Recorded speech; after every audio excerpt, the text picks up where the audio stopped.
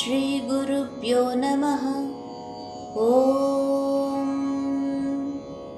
श्रीपरमात्मने नमः। जय श्रीकृष्ण। श्रीभगवानुवाच अशोच्यानन्वशोचस्त्वं प्रज्ञावादांश्च भाषसे गतासु न गतासूंश्च नानुशोचन्ति పండితాః। 11వ శ్లోకం యొక్క భావాన్ని పరిశీలించినట్లయితే శ్రీకృష్ణ భగవానుడు ఈ విధంగా పలికెను. నీవు ప్రాజ్ఞతతో కూడిన మాటలు మాట్లాడుతున్నావు అర్జున, కానీ ఏ విషయానికైతే ఎక్కువగా శోకించకూడదో ఆ విషయంకై ఎక్కువగా శోకిస్తున్నావు. ప్రాణాలు పోయిన వారి గురించి కానీ బ్రతికున్న వారి గురించి కానీ పండితులైన వారు ఎట్టి పరిస్థితిలోనూ శోకించరు. నత్వేవాహం జాతునాసం నత్వం నేమే జనాధిపాః నచైవ న భవిష్యామః సర్వే వయమతః పరం. 12వ శ్లోకం యొక్క భావాన్ని పరిశీలించినట్లయితే శ్రీకృష్ణుడు అర్జునుడితో ఈ విధంగా పలికాడు. నేను ఒకప్పుడు లేనివాణ్ణి కాను, నీవు కూడా ఒకప్పుడు లేనివాడివి కావు. ఈ రాజులందరూ కూడా ఒకప్పుడు ఉన్నవారే. మనమందరం భవిష్యత్తులో లేకుండా పోయేవాళ్ళము అస్సలే కాదు. అన్ని కాలములలోనూ మనం ఉన్నాం. ఆత్మ శాశ్వతం, అది అన్ని కాలముల యందు కూడా ఉంటుంది. శరీర పతనంతో అది ఎప్పటికీ నశించదు. దేహినోస్మిన్ యథా దేహే కౌమారం యవ్వనం జరా తదా దేహాంతర ప్రాప్తి ధీరస్తత్ర న ముహ్యతి.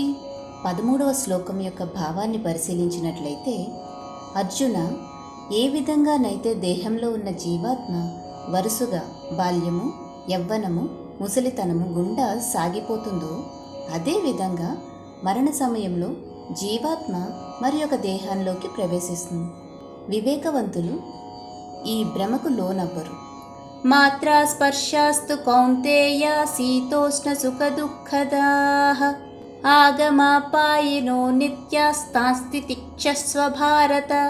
14వ శ్లోకం యొక్క భావాన్ని పరిశీలించినట్లయితే శ్రీకృష్ణుడు, ఓ కుంతీపుత్ర, ఇంద్రియ విషయములతో సంయోగము వలన ఇంద్రియములకు క్షణభంగురమైన అనిత్యమైన సుఖదుఖాలు కలిగినట్లు అనిపిస్తుంది, కానీ అవి అనిత్యములు.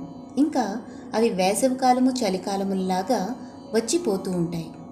అందువలన ఈ విషయములకై నువ్వు కలత చెందకుండా వీటిని ఓర్చుకుంటూ దాని నుంచి నువ్వు నేర్చుకోవాలి అని భావం. యం హి నప్యతయంత్యేతే పురుషం పురుషర్షభ సమదుఃఖ సుఖం ధీరం సోమృతత్వాయ కల్పతే. 15వ శ్లోకం యొక్క భావాన్ని పరిశీలించినట్లయితే ఓ అర్జున, సుఖదుఖములచే ప్రభావితం కాకుండా రెండిటిలోనూ చలించకుండా నిశ్చలంగా ఉన్న వ్యక్తి మోక్షమునకు అర్హుడవుతాడు అని భావం. నాసతో విద్యతే భావః నాభావో విద్యతే సతః ఉభయోరపి దృష్టోంతస్తనయోస్తత్వదర్శిభిః. 16వ శ్లోకం యొక్క భావాన్ని పరిశీలించినట్లయితే అర్జున, అశాశ్వతమైన దానికి స్థిరత్వం లేదు, అలాగే శాశ్వతమైన దానికి అంతం లేదు. ఈ రెండింటి స్వభావాన్ని యథార్థంగా అధ్యయనం చేసిన తత్వజ్ఞానులు ఈ విషయాన్ని నిర్ధారించి ఉన్నారు అని భావం. అవినాశితు తద్విద్ధి యేన సర్వమిదం తతం వినాశమవ్యయస్యాస్య న కశ్చిత్ కర్తుమర్హతి. 17వ శ్లోకం యొక్క భావాన్ని పరిశీలించినట్లయితే అర్జున, శరీరమంతయు వ్యాపించి ఉన్నా కూడా అది నాశనం చేయలేనిది. ఎవ్వరూ కూడా ఆత్మను నాశనం చేయలేరు అని భావం. అంతవంత ఇమే దేహాః నిత్యస్యోక్తా శరీరిణః అనాశీనో ప్రమేయస్య తస్మాద్యుత్యస్వ భారత. 18వ శ్లోకం యొక్క భావాన్ని పరిశీలించినట్లయితే అర్జున, ఈ భౌతిక శరీరం మాత్రమే నశిస్తుంది, అందులో ఉన్న జీవాత్మ ఎప్పటికీ నాశనం కాదు. అంతేకాకుండా నిత్య శాశ్వతమైనది కూడా. అందుకని ఓ అర్జున, నీవు యుద్ధానికి సిద్ధం కా అని శ్రీకృష్ణ భగవానుడు అర్జునుడితో పలికెను. యయేనం వేత్తి హంతారం యస్యేనం మన్యతే హతం ఉభౌ తౌ న విజానీతః నాయం హంతి న హన్యతే. 19వ శ్లోకం యొక్క భావాన్ని పరిశీలించినట్లయితే, అర్జున, ఆత్మ ఇతరులను చంపుతుంది అని భావించేవాడు, ఆత్మ ఇతరుల చేత చంపబడుతుందని భావించేవాడు ఇద్దరూ అజ్ఞానులే. నిజానికి ఆత్మ ఎవ్వరిని చంపదు, ఎవరి చేతిలోనూ చంపబడదు అని భావం.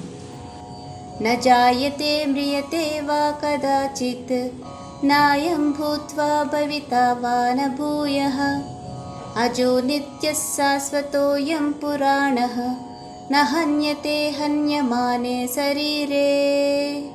20వ శ్లోకం యొక్క భావాన్ని పరిశీలించినట్లయితే, అర్జున, ఆత్మకి పుట్టుక లేదు, ఎన్నటికీ మరణం కూడా ఉండదు. ఒకప్పుడు ఉండి ఇక ముందు ఎప్పుడైనా అంతమైపోదు.